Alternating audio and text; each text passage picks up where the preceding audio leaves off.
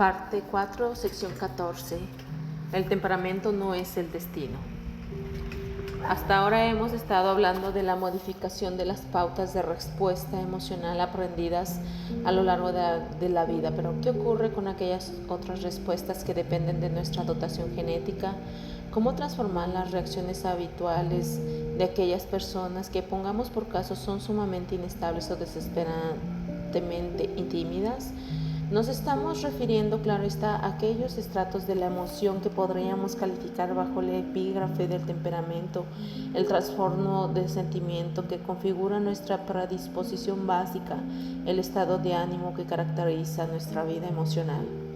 Hasta cierto punto, cada uno de nosotros posee un temperamento innato, se mueve dentro de un espectro concreto de emociones, una característica que forma parte del bagaje con que nos ha dotado la lotería genética y cuyo peso se hace sentir a lo largo de toda la vida. Todo padre sabe que desde el momento de su nacimiento un niño es tranquilo y plácido, o en cambio irritable y difícil. La pregunta que ahora debemos hacernos es si la experiencia vital puede llegar a transformar este equipaje emocional determinado biológicamente. El sustrato biológico constituye un determinante irrevocable de nuestro destino emocional, o por el contrario, los niños tímidos pueden terminar convirtiéndose en adultos confiados. La respuesta más clara a esta cuestión nos la proporciona la investigación llevada a cabo por Jerome, un eminente psicólogo evolutivo de la Universidad de Harvard. Según Jerome, existe al menos 4 temperamentos básicos: tímido, abierto, optimista y melancólico, correspondientes a 4 pautas diferentes de actividad cerebral. De hecho, cada ser humano responde con una prontitud, duración e intensidad emocional distinta, y en este sentido es muy probable que existan innumerables diferencias en la dotación temperamental innata, basadas en diferentes tipos constitucionales de actividad neuronal. La obra de Kahn centra en una de estas pautas el continuum temperamental que va de la apertura a la timidez. Son varias las madres que a lo largo de los años han estado llevando a sus niños al laboratorio para el desarrollo infantil, situado en el 4º piso del William James Hall de Harvard, para que tomaran parte de la investigación realizada por Kagan sobre el desarrollo infantil. Ahí fue donde él y sus colaboradores observaron experimentalmente por primera vez los signos de timidez que presentaba un grupo de niños de 21 meses de edad. En aquella investigación, Kagan descubrió que algunos niños eran espontáneos, movedizos y jugaban con los demás sin la menor vacilación, mientras que otros, por el contrario, eran inseguros, retraídos, remoloneaban, se aferraban a las faldas de sus madres y se limitaban a observar en silencio el juego de los demás. Unos 4 años más tarde, cuando los niños estaban ya en la guardería, el equipo de Kagan repitió la observación y descubrió en todo aquel tiempo ninguno de los niños expansivos se había convertido en tímido, pero que 2/3 de estos, en cambio, seguían siéndolo. Kagan descubrió que los niños más sensibles y asustadizos, del 15 al 20% de que, según sus propias palabras, son conductualmente inhibidos, innatos, se transformaron en adultos tímidos y temerosos. Estos niños son reacios a todo lo que les resulte poco familiar, tanto probar una nueva comida como aproximarse a animales o lugares desconocidos, y tienen la autocrítica y el sentimiento de culpa. Son niños que se quedan ansiosamente paralizados en las situaciones sociales, ya sea en la clase, en el patio de recreo, en presencia de personas desconocidas o donde quiera, en suma, que se sientan observados, y cuando alcanzan la madurez tienden a permanecer aislados y tienen un miedo enfermizo a dar una charla o a cometer cualquier actividad en la que se sientan expuestos a la mirada ajena. Tom, uno de los niños que participaron en el estudio de Kagan, constituye un verdadero paradigma del tímido. En cada una de las mediciones que se realizaron a lo largo de la infancia, a los 2, a los 5, a los 7 años de edad, Tom destacó como uno de los niños más tímidos. En la entrevista que tuvo lugar a los 13 años de edad, Tom permanecía tenso y rígido, se mordía los labios, retorcía las manos y se mantenía impasible. Solo llegó a esbozar una sonrisa cuando la entrevista versó sobre su amiguita. Sus respuestas eran lacónicas y sus maneras sumisas. Según dijo, durante todo aquel tiempo había sido muy tímido y sudaba cada vez que tenía que aproximarse a alguno de sus compañeros.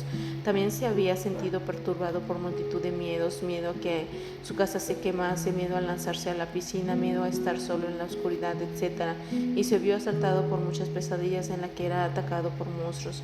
Es cierto que en los últimos 2 años venía menos vergüenza que antes, pero todavía sufría alguna ansiedad cuando estaba con otros niños y sus preocupaciones se centraban ahora en el rendimiento escolar, aunque era uno de los alumnos más aventajados. Tom era hijo de un científico y planeaba estudiar ciencias porque la aparente soledad de su desempeño se ajustaba perfectamente a su predisposición introvertida. Ralph, por el contrario, era uno de los niños más abiertos y expansivos del estudio, niño muy locuaz que siempre estaba relajado. A los 13 años permanecía cómodamente sentado sin mostrar el menor signo de nerviosismo y hablaba en el entrevistador en un tono confiado y cordial, como si fuera uno más de sus compañeros. A pesar de que la diferencia de edad entre ellos fuera de unos 25 años, durante la infancia solo habían sentido 2 miedos pasajeros, uno de ellos a los perros, después de que un gran perro saltara sobre él a la edad de 3 años, y el otro volar, cuando a los 7 años de edad oyó hablar de un accidente en aviación. Sociable y popular, Ralph nunca se había considerado un niño vergonzoso. Los niños tímidos parecen venir a la vida con un sistema nervioso que les hace sumamente reactivos a las más leves tensiones, y desde el mismo momento del nacimiento sus corazones laten más rápidos que los de los demás en respuesta a situaciones extrañas o insólitas.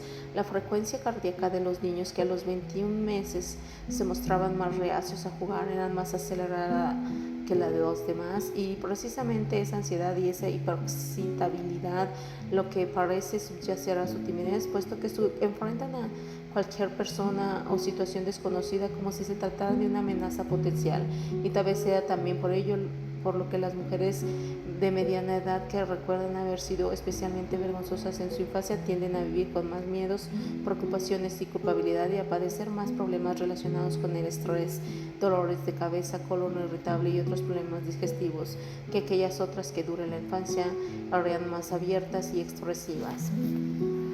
La neuroquímica de la timidez. En opinión de Kagan, la diferencia entre el cauteloso Tom y el expansivo Ralph se originaba en la excitabilidad de un circuito nervioso centrado en la amígdala. Según Kagan, la gente proclive como Tom a la timidez tiene una predisposición neuroquímica innata a la hiperexcitabilidad de este circuito, y este es el motivo por el cual evitan las situaciones desconocidas, huyen de la incertidumbre y sufren la ansiedad. Por el contrario, quienes son como Ralph tienen un sistema nervioso calibrado e un umbral superior de activación de la amígdala, con menos temerosos, más expansivos y más dispuestos a explorar lugares desconocidos y conocer a nuevas personas. Uno de los indicadores más tempranos de este patrón nervioso heredado es lo difícil e irritable que es el niño, a lo tenso que se pone cada vez que debe enfrentarse a algo o a alguien desconocido. El hecho es que 1 de cada 5 niños recién nacidos cae en la categoría de los tímidos y que 2 de cada 5 lo hacen en la categoría de los abiertos.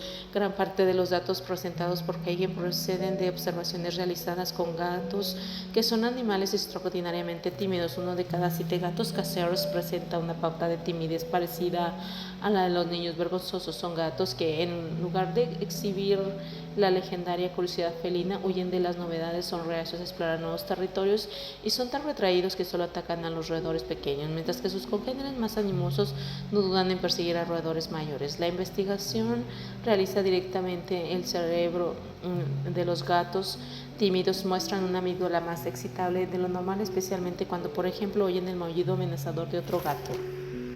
En el caso de los gatos, la timidez aparece alrededor del primer mes de vida, que es el momento en que la amígdala se encuentra suficientemente madura para asumir el control de los circuitos nerviosos cerebrales encargados de las respuestas de aproximación o huida. 1 mes en el cerebro de un gatito es equiparable a 8 meses en el cerebro humano. El periodo en el que, según Kagan, aparece el miedo a lo desconocido en los bebés es precisamente este periodo. Si la madre abandona la habitación y deja al niño en potencia de un extraño, el niño rompe a llorar. Tal vez, postula Kagan, los niños tímidos se hereden un porcentaje crónico elevado de noradrenalina o de algún otro neurotransmisor cerebral que estimule la amígdala y así rebaje el umbral de excitabilidad que facilite la activación de la amígdala. Uno de los síntomas de esta exacerbación de la sensibilidad es que ante situaciones de estrés, como por ejemplo olores desagradables, los chicos y chicas que vivieron una infancia tímida muestran una frecuencia cardíaca mucho más elevada que la de sus compañeros, un síntoma que sugiere que la noradrenalina está activando su amígdala y todo su sistema nervioso simpático. Kagan descubrió que los niños tímidos presentan una reactividad mayor a todas las manifestaciones del sistema nervioso simpático, desde la presión sanguínea hasta la dilatación de las pupilas y los niveles de marcadores de noradrenalina en su orina.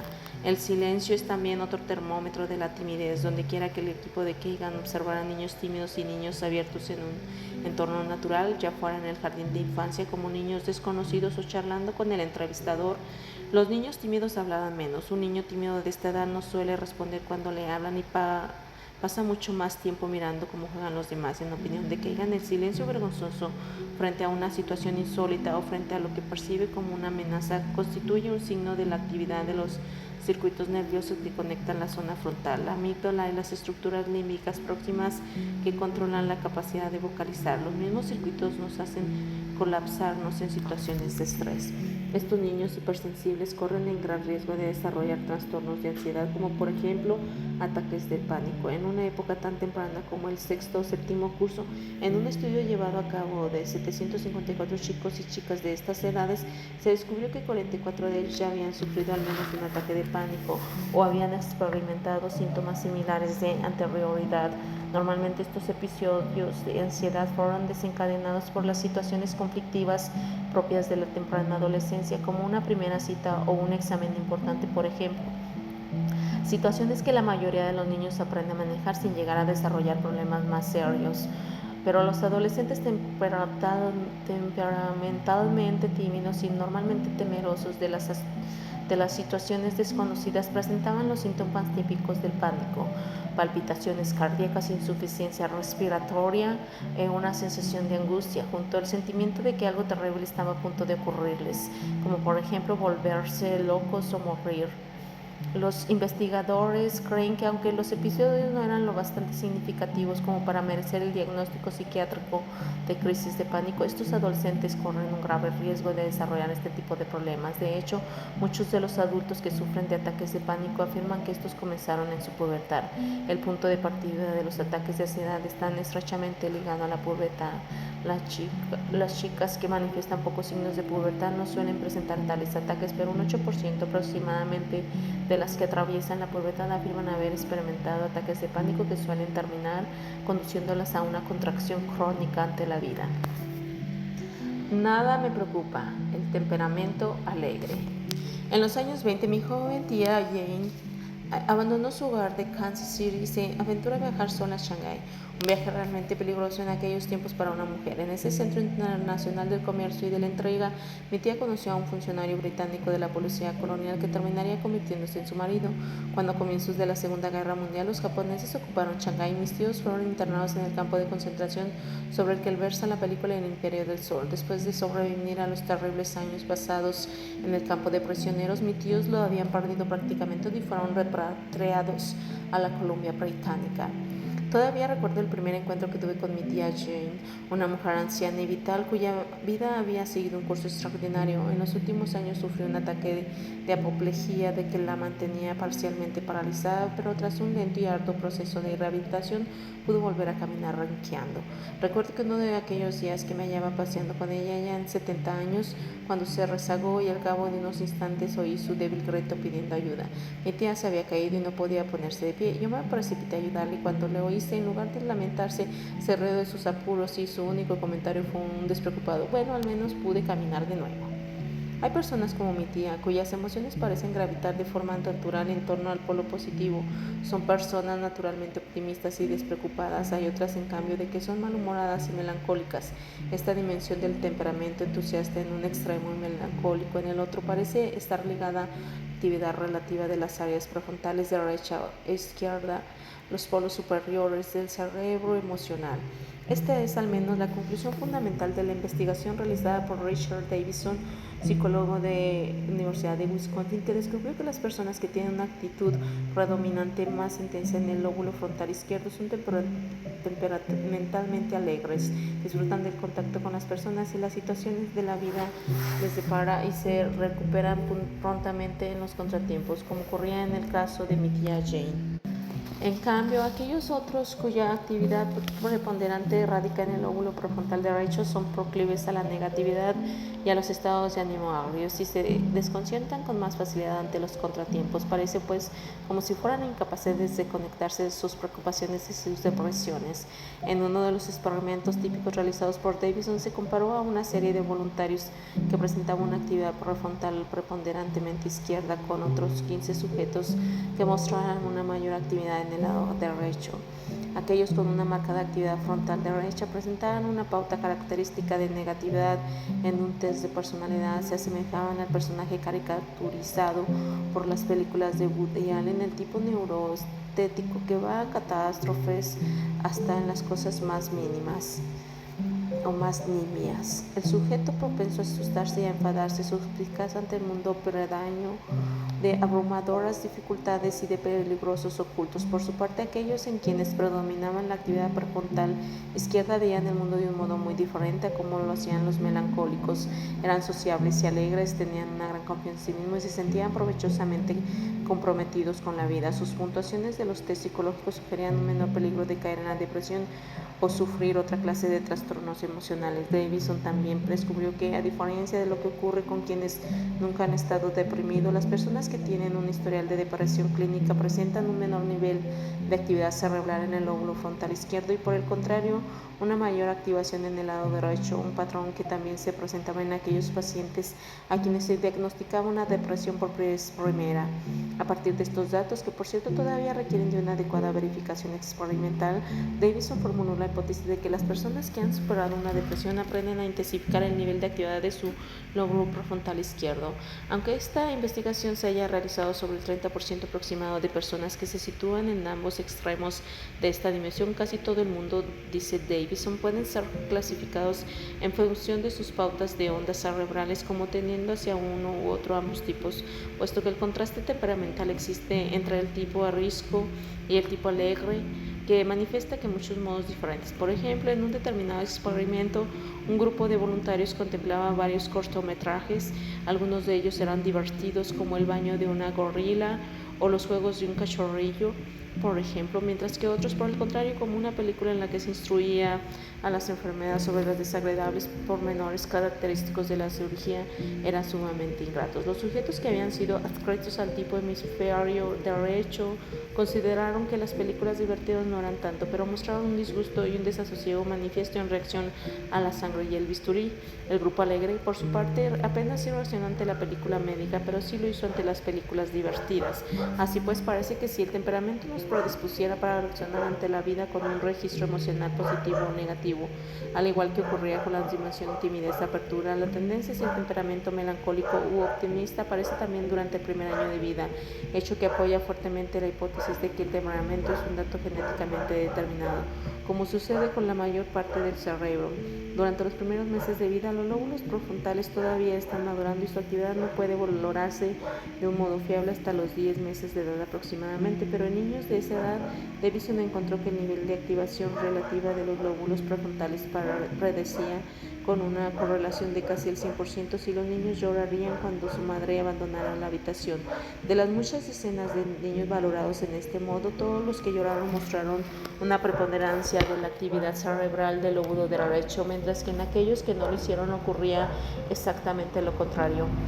Hay que añadir, por último, que aun en el caso de que esta dimensión temperamental se establezca desde el nacimiento o en algún momento muy próximo a él, quienes manifiestan una pauta arisca no están necesariamente condenados a pasar la vida encerrados en su habitación haciendo calceta. De hecho, las lecciones emocionales que recibimos en la infancia pueden tener un impacto muy profundo sobre el temperamento, ya sea amplificado o enmudeciendo una determinada predisposición genética. La gran plasticidad del cerebro infantil determina que las experiencias que acontezcan en estos momentos tempranos tengan un impacto duradero a la hora de modelar los caminos neuronales por los que discurrirá el resto de nuestra vida. Tal vez la mejor ilustración del tipo de experiencias que pueden modificar positivamente el temperamento sea la que nos proporciona la investigación llevada a cabo por Hagen con niños tímidos.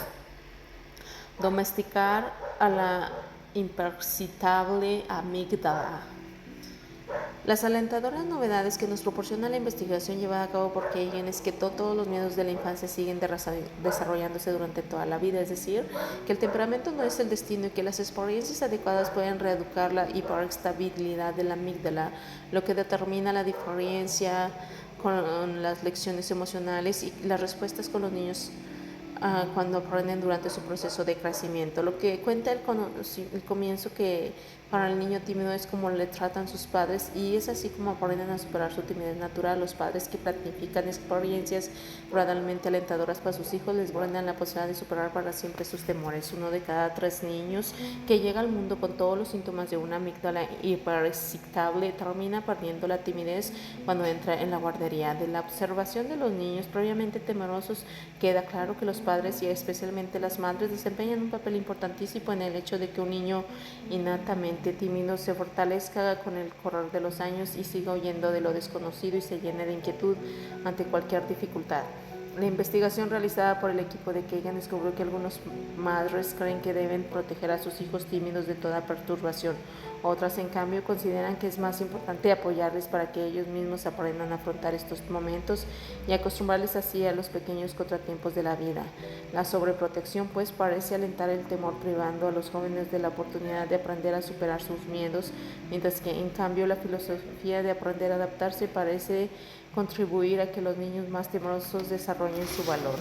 Las observaciones realizadas en el hogar demostraron que a los 6 meses de edad las madres protectoras que trataban de consolar a sus hijos les cogían y les mantenían en sus brazos cuando estaban agitados o lloraban y lo hacían más que aquellas otras que trataban de ayudar a que sus hijos aprendieran a dominar por sí mismos estos momentos de desasosiego. La proporción entre las veces en que eran cogidos por sus madres cuando estaban tranquilos y cuando estaban inquietos demostró que las madres protectoras sostenían a sus hijos en brazos mucho más durante los momentos de inquietud que durante los de calma.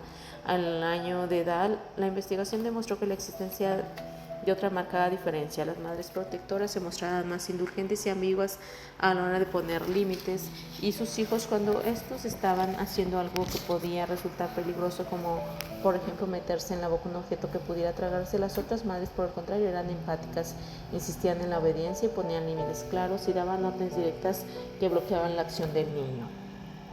Pero como la firmeza de una madre puede conducir a una disminución de la timidez, en opinión de Kagan, cuando un niño se arrastra decididamente hacia algo que le parece atractivo y su madre lo interrumpe con un contundente "apártate de eso", se produce un aprendizaje en el que el niño se ve obligado a hacer frente a una leve sensación de incertidumbre.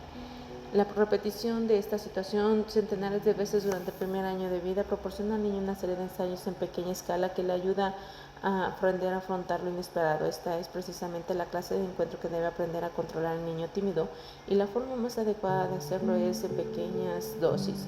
Si los padres se muestran amorosos pero no cogen en brazos al niño y le consuelan ante cada pequeño contratiempo, este terminará aprendiendo por sí mismo a controlar estas situaciones. A los 2 años de edad, cuando volvían a llevar a los niños temerosos al laboratorio de Kagan, se mostraron mucho menos propensos a llorar ante el gesto serio de un extraño, o cuando un experimentador les ponía un esfigmomanómetro en el brazo para medir su tensión sanguínea.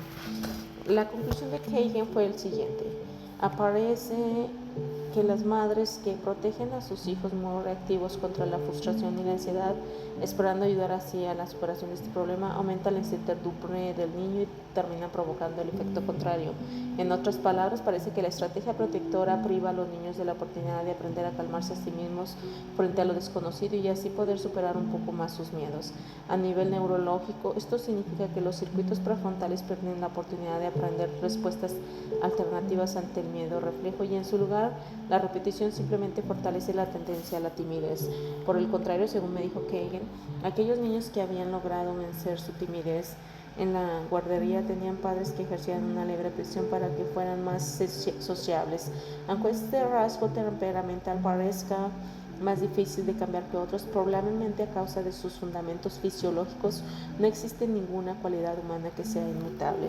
A lo largo de la infancia, algunos niños tímidos se van abriendo en la medida en la que la experiencia va modelando su sistema nervioso.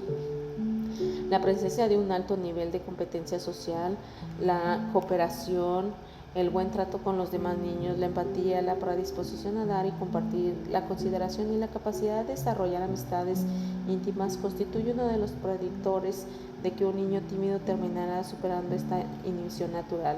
Estos eran los rasgos característicos de un grupo de niños que a la edad de 4 años habían sido identificados como tímidos y que cambiaron a eso de los 10 años de edad. Por el contrario, aquellos otros niños tímidos cuyo temperamento no sufrió ningún cambio perceptible a los 10 años de edad eran menos diestros emocionalmente, lloraban, se alejaban cuando debían enfrentarse a alguna situación problemática, se mostraban emocionalmente torpes, eran miedosos, ariscos, solían irritarse ante la menor frustración, tenían dificultades para demorar la gratificación, eran muy suspicaces a las críticas y eran desconfiados.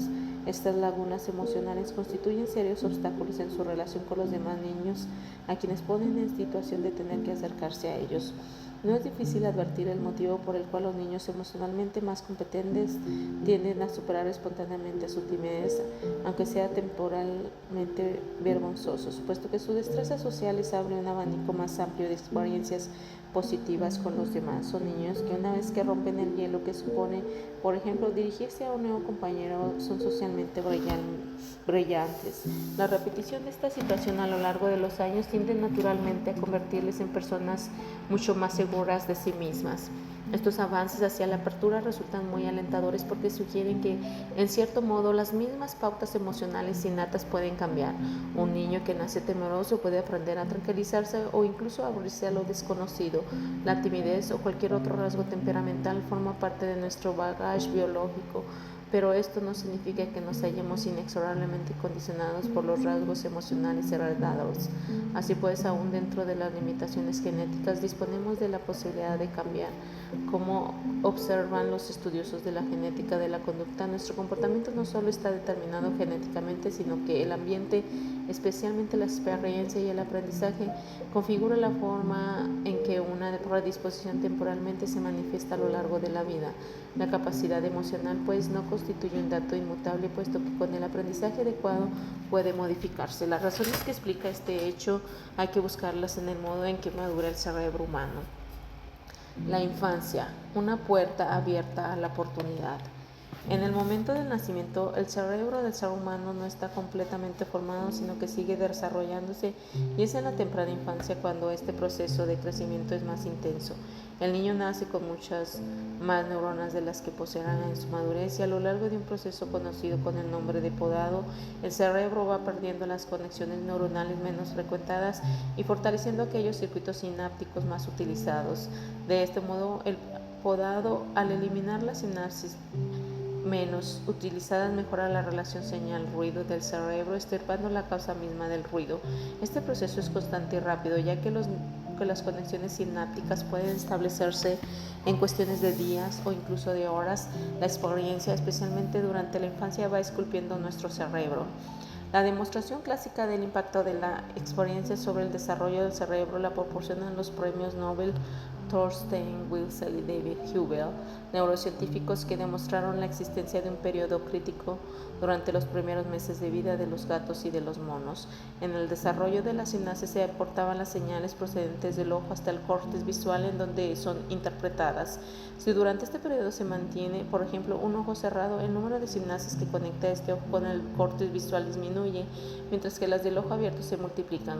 Cuando tras este periodo crítico se destapa este ojo, el animal permanece funcionalmente ciego de este ojo, una ceguera que no se debe a ningún efecto anatómico, sino que está relacionada con el pequeño número de sinapsis que conecta el ojo con el córtex visual.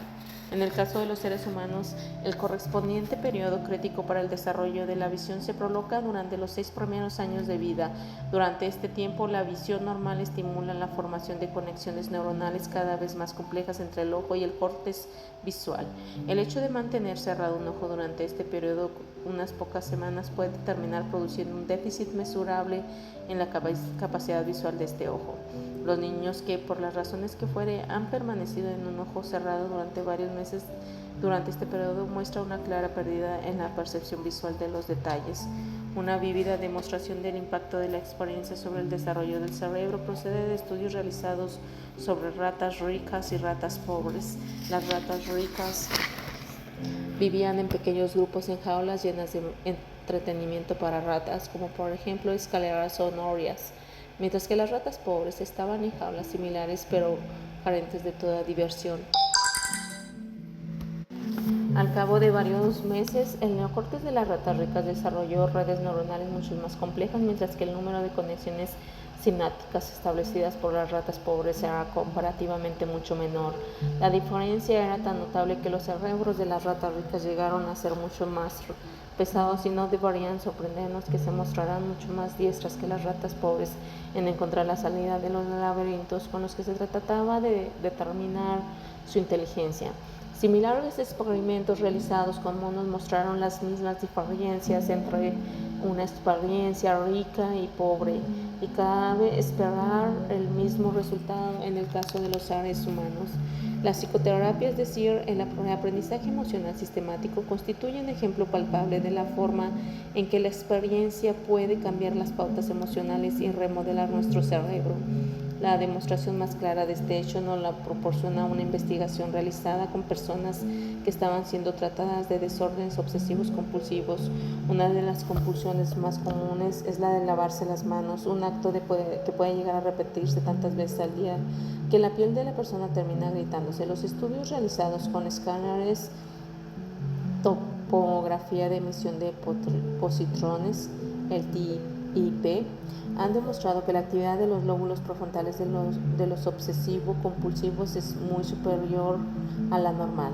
La mitad de los pacientes del estudio recibieron del mismo tratamiento farmacológico normal, fluoxetina, más conocido por su nombre comercial, Prozac, y la otra mitad recibieron terapia de conducta. Durante el proceso terapéutico, los sujetos fueron sistemáticamente expuestos al objeto de su obsesión o compulsión sin que pudieran llevar a cabo su ritual. Así, por ejemplo, a los pacientes que se le lavaban las manos compulsivamente se les colocaba en un lugar sucio sin que tuvieran la posibilidad de lavarse. Al mismo tiempo, se les enseñaba a cuestionar los miedos y las amenazas que les apremiaban. Por ejemplo, que el hecho de no lavarse las manos les llevaría a contraer una enfermedad y a morir. Tras varios meses de estar con esta sesión, las compulsiones fueron desapareciendo gradualmente, al igual que lo hicieron en el caso de aquellos otros pacientes o quienes se le había administrado medicación. Pero el hallazgo más notable fue un escáner TIP que mostraba que la actividad de una región clave del cerebro emocional de los pacientes sometidos a terapia de modificación de conducta, el núcleo caudado, descendió de un modo tan significativo como ocurrió en el caso de aquellos otros tratados eficazmente con fluoxetina. Su experiencia había llegado a modificar su funcionamiento cerebral y le había liberado de los síntomas tan eficazmente como la medicación. Momentos clave. El cerebro del ser humano necesita mucho más tiempo que el de cualquier otra especie para llegar a madurar completamente. Cada región del cerebro se desarrolla a una velocidad diferente a lo largo de la infancia y el comienzo de la pubertad jalona uno de los periodos más críticos del proceso de podado cerebral. Algunas de las regiones cerebrales que maduran más lentamente son esenciales para la vida emocional, mientras que las áreas sensoriales maduran durante la temprana infancia y el sistema límbico lo hace en la pubertad. Los lóbulos frontales, sede del autocontrol emocional, de la comprensión emocional y de la respuesta emocional adecuada, siguen desarrollándose posteriormente durante la tardía adolescencia hasta algún momento entre los 16 y los 18 años de edad. Los hábitos de control emocional que se repitan una y otra vez a lo largo de toda la infancia y la pubertad van modelando las conexiones sinápticas. De este modo, la infancia constituye una oportunidad crucial para modelar las tendencias emocionales que el sujeto mostrará durante el resto de su vida, y los hábitos adquiridos en esta época terminan grabándose tan profundamente en el entramado sináptico básico de la arquitectura neuronal que después son muy difíciles de modificar. Dada la importancia de los lóbulos prefrontales en el control de la emoción, la misma oportunidad que permite el modelado sináptico de esta región cerebral implica que las experiencias del niño también pueden terminar modelando conexiones duraderas en los circuitos reguladores del cerebro emocional. Como ya hemos visto, la sensibilidad de los padres a las necesidades de sus hijos, las ocasiones y la guía con que cuentan estos para aprender a controlar sus propios impulsos y el ejercicio de la empatía constituyen elementos fundamentales del desarrollo emocional. Por el mismo motivo, el descuido, el abuso, la falta de sintonía, brutalidad, indiferencia pueden dejar su negatividad impronta profundamente grabada en los circuitos nerviosos de la emoción. Una de las lecciones emocionales más fundamentales, aprendida en la más temprana infancia y perfeccionada a lo largo del resto de la niñez, tiene que ver con la forma de colocarse cuando uno está afligido. En el caso de los niños muy pequeños, el consuelo procede de sus cuidadores. Una madre escucha el llanto de su hijo, le coge, le sostiene en sus brazos y le mece hasta que se tranquiliza. En opinión de algunos teóricos, esta conexión biológica enseña al niño la forma de hacer esto consigo mismo. Entre los 10 y los 18 meses existe un periodo crítico durante el cual se establecen unas conexiones entre la región orbitofrontal del córtex prefrontal y el cerebro límbico que constituye una especie de interruptor de la ansiedad. Los investigadores sostienen que los niños que han experimentado suficientes episodios de consuelo durante este periodo disponen de una conexión límbico-orbitofrontal más sólida que les ayuda a controlar la ansiedad y a tranquilizarse a sí mismos durante el resto de su vida. A decir verdad, el arte de tranquilizarse a sí mismo se aprende a lo largo de los años y recorriendo a medios distintos a medida que la maduración del cerebro le proporciona herramientas emocionales cada vez más sofisticadas. Recordemos que los lóbulos frontales, tan importantes para la regulación de los impulsos límbicos, maduran durante la adolescencia. Otro circuito clave que sigue modelándose a lo largo de toda la infancia se centra en el nervio vago, entre cuyas muchas funciones que cuenta la regulación de la actividad cardíaca y el control de las señales que llegan a la amígdala procedentes de las glándulas suprarrenales, estimulándola a secretar catecolaminas activadoras de las respuestas de lucha o huida. Un equipo de la Universidad de Washington que evaluó la influencia de los diferentes estilos de crianza descubrió que el trato con unos padres emocionalmente adecuados mejora el funcionamiento del sistema nervioso vago. En opinión de John Gottman, quien realizó esta investigación, los padres modifican el tono vagal de sus hijos, una medida del nivel de activación del nervio vago, mediante el adiestramiento emocional que les proporcionan. Hablar sobre los sentimientos y sobre cómo comprenderlos, no ser excesivamente críticos ni reprobadores, tratar de encontrar soluciones a los problemas emocionales y enseñarles a recurrir a alternativas distintas a la pelea y el encierro en sí mismos cuando están enojados o tristes. Cuando esta actividad se realiza adecuadamente, los niños están en mejores condiciones para controlar la actividad vagal que mantiene a la amígdala dispuesta a activar al cuerpo con hormonas de lucha o huida, mejorando así su conducta. Así pues, cada una de las habilidades claves de la inteligencia emocional cuenta con un periodo crítico de desarrollo que perdura durante toda la infancia y que proporciona una oportunidad preciosa para inculcar en el niño hábitos emocionales constructivos, en caso contrario dificultar la corrección posterior de las posibles carencias. El proceso de modelado y apodado de los circuitos neuronales que tienen lugar durante la infancia podría explicar los efectos decisivos y duraderos de los traumas emocionales infantiles, la necesidad de un largo proceso